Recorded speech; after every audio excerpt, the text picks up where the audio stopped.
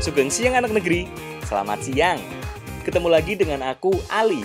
Ditemani Mbak Tania, kalian bakal aku ajak keliling Ambarawa, Temanggung, dan sekitarnya. Halo, salam kenal anak negeri. Di Ambarawa, kita bakal jala sekaligus gogo buat cari ikan kotes. Nah, ikan kotesnya bakal kita olah dengan tunas muda kapulaga. Ada juga olahan kotes bakar yang dihidangkan dengan sambal pencit. Kita juga mau cari si kerabat dari bunga bangkai, yaitu bunga suwek. Bunga yang berukuran besar ini bakal kita olah jadi bobor dan ditumis dengan tambahan pete dan reseh. Terakhir, kita mau cari gendon aren atau ulat sagu buat diolah menjadi botok. Salah satu makanan khas Jawa yang menggunakan parutan kelapa sebagai bahan utamanya. Penasaran toh? Selengkapnya hanya di Jajanan Negeri.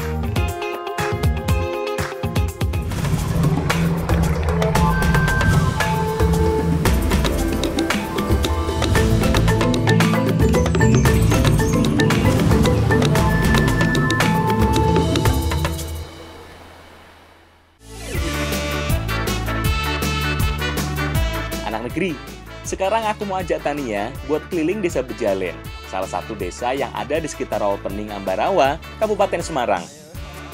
Iya, penasaran aku.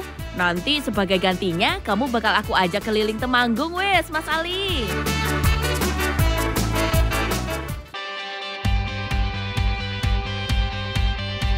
Perjalanan pertama dari Desa Bejalen Ambarawa, kalian bakal kita ajak main-main di Rawapening.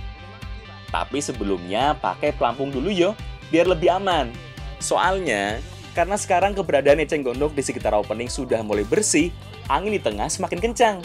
Arus bawah airnya juga lebih tidak terduga. Jadi buat nelayan sekitar Rawapening juga disarankan menyiapkan pelampung saat beraktivitas di sekitar rawa. Siap, yang penting biar aman dan nyaman. Nah, ini kita lagi perjalanan menuju Rawapening. Kita mau cari ikan apa? Ikan kuto. Ikan kuto atau ikan gabus. Nah, engko kowe melu nganu ya, jeblung ya. Ora Mas, aku tadi kene wae. Ya melu nyeblung tong rewangi ngono lho. Lah, ya wis. Rawapening adalah salah satu danau alam di Kabupaten Semarang. Dengan luas lebih dari 2.500 hektar, danau ini berada di wilayah Kecamatan Ambarawa, Bawen, Tuntang, dan Banyu Biru. Rawapening yang berarti rawa yang hening atau tenang ini terletak di cekungan terendah lereng Gunung Merbabu, Gunung Telomoyo, dan Gunung Unggaran.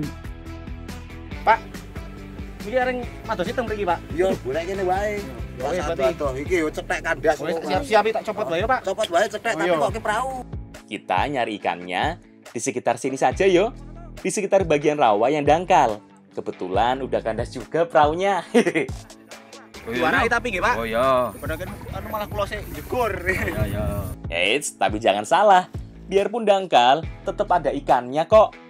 Buktinya, ada banyak orang yang mencari ikan di sekitar sini dengan berbagai cara. Ada yang memancing, beranjang, dan jolo seperti yang akan kita lakukan sekarang. Tapi daripada kesuwen Pak, mending aku sing gugu wae, Pak. Ya. Jenengan sing nguntelake. Oh, ya. Yang sedang kita lakukan adalah jolo gogo. Kombinasi antara menjala dan gogo ikan langsung dengan tangan kosong.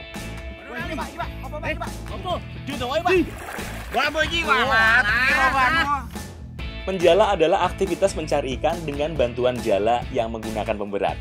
Saat ditarik ke atas, jala ini akan merapat dan membentuk kantong. Jadi, ikan yang tepat berada di bawahnya akan terjebak dan susah untuk keluar. Nah, ini kita udah dapat ikan kotes. Karena jalannya di tempat yang dangkal seperti ini, makanya kita harus gogong ya, Pak. Yo, Dan iwak ini mboten muncat-muncat ya, Pak. Karena wilayah yang akan kita cari lumayan dangkal, jala tidak bisa sepenuhnya mengunci membentuk kantung. Bagian pemberat akan kandas ke dasar berlumpur. Makanya, harus dicek manual dengan tangan seperti ini, dengan cara gogoh, untuk mengecek keberadaan ikan dan mengambilnya. Kombinasi teknik jolo dan gogo ini dilakukan untuk menangkap ikan-ikan yang suka sembunyi di dasar berlumpur seperti ini juga. Makanya, ikan yang akan kita dapat kebanyakan ya ikan kotes atau gabus seperti ini. Lagi serius nyari ikan loh, sempet-sempetnya ngerjain temennya. Wes, sini bawa sini semua ikannya, biar bisa segera kita masak.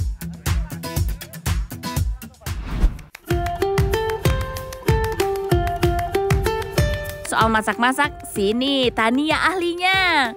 Biar aku yang bikin bumbunya sekarang. Ada banyak cara mengolah ikan kotes atau ikan gabus seperti ini. Sekarang kita bakal mengolah kotes menjadi makanan berkuah yang gurih.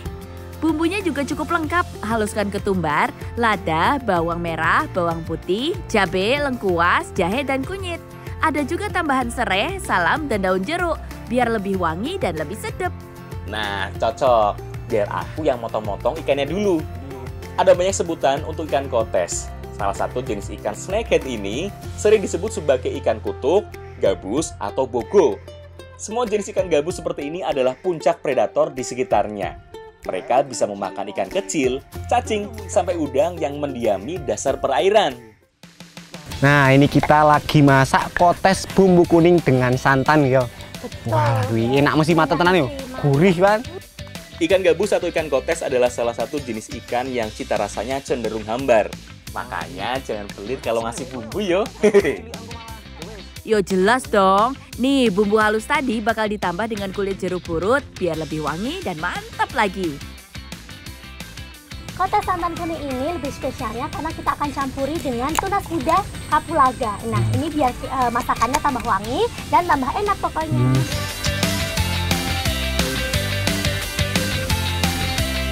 Nggak cuma sampai di situ loh, bumbunya masih ditambah dengan batang kapulaga yang masih muda ini. Sama seperti serai, ambil bagian batang yang masih agak lunak, kemudian iris tipis seperti ini yo.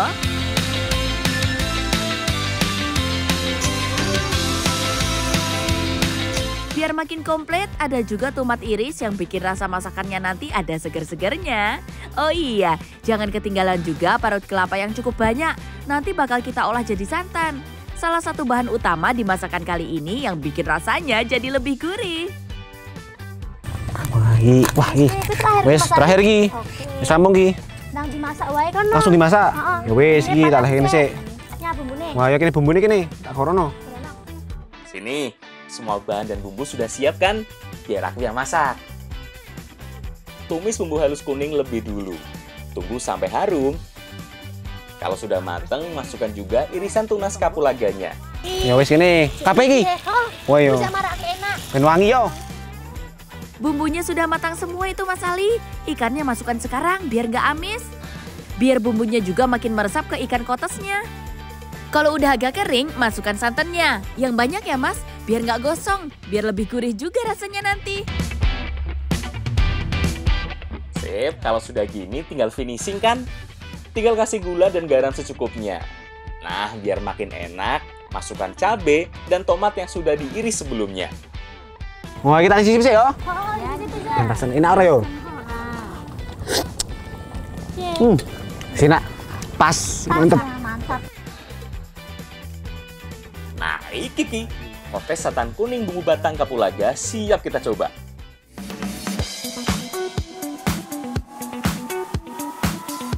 Nah, iki kotes bumbu kuning pun dadi. Oh, langsung kok. Langsung kok. Wah, bumbune enak tenan ki. Yo langsung serbu mawon kok. Biarpun dikenal rasanya cenderung hambar, tapi tekstur ikan yang satu ini bener-bener lembut loh. Terus kalau bumbunya sudah segini banyak sih, ya nggak mungkin hambar lagi. Nah, tekstur dari daging ikan kotes ini lembut, rasanya pedas, manis, dan gurih dari santan kelapa yo. Nah, ini wangi banget tuh. Ditambahin mergone, tambahin kuih. Apa jenenge? Tunas kapulaga. Wah, makanya rasanya enak banget ya. Selain itu, manfaat dari tunas kapulaga ini bisa menghilangkan rasa enek dan mual di perut. Jadi kapulaga nggak cuma bagian buahnya saja yo yang bisa dimanfaatkan sebagai bumbu masakan. Batang yang masih mudanya gini aja udah wangi dan enak banget. Emang kok ya, semuanya akan bermanfaat kalau kita tahu cara memanfaatkannya. Karena alam memberikan banyak manfaat.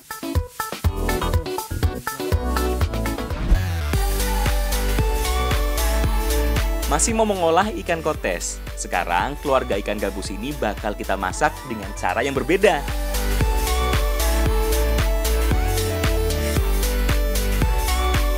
Sebelum dimasak, kita belah ikan kotes lebih dulu. Biar permukaannya jadi lebih lebar seperti ini. Kemudian jepit dengan bilah bambu, biar lebih gampang saat dibakar nanti.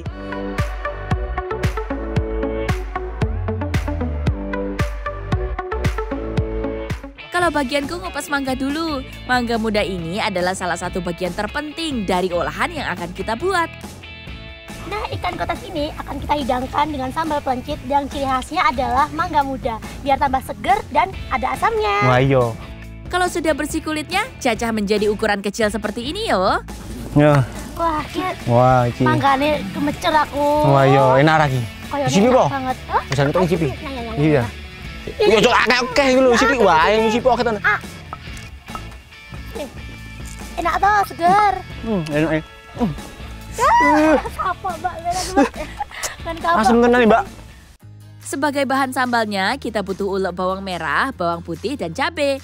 Nah, cabai yang digunakan ada berbagai jenis. Ada cabai rawit dan ada juga cabai keriting.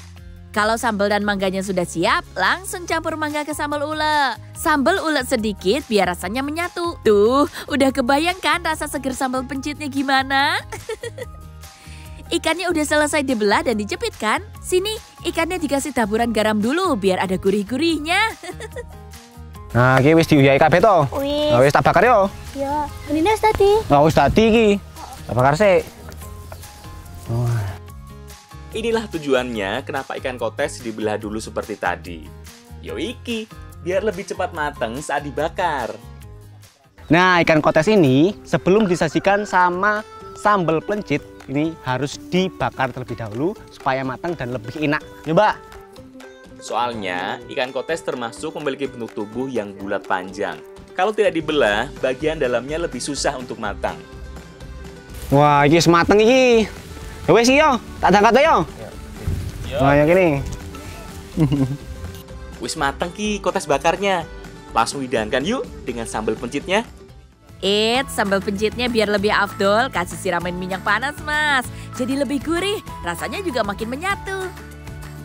Sip, kotes bakar sambal pencit siap kita gigit. Nah, iki wis tadi iki. Wah, enak tenan mbune. Oke, yo. Rasa sambal pencitnya bener-bener komplit. Walaupun dominan asam, tapi rasa manis gurihnya juga nggak kalah. Bener-bener perpaduan yang wah. Nah, si ikan kotes ini aromanya ada aroma asap karena dibakar terlebih dahulu tadi. Nah, rasanya karena ditambah sama sambal apa, Pak? Sambal pelencit ini rasanya asam, manis, pedes, gurih, enak tenan kok yo. Dan manfaat dari ikan kotes ini, dia bisa membantu untuk menyembuhkan luka karena ada kandungan albumin yang tinggi. Makanya ikan kotes atau ikan gabus ini banyak dicari untuk orang-orang yang habis operasi. Buat membantu proses penyembuhan lukanya. Karena alam memberikan banyak manfaat.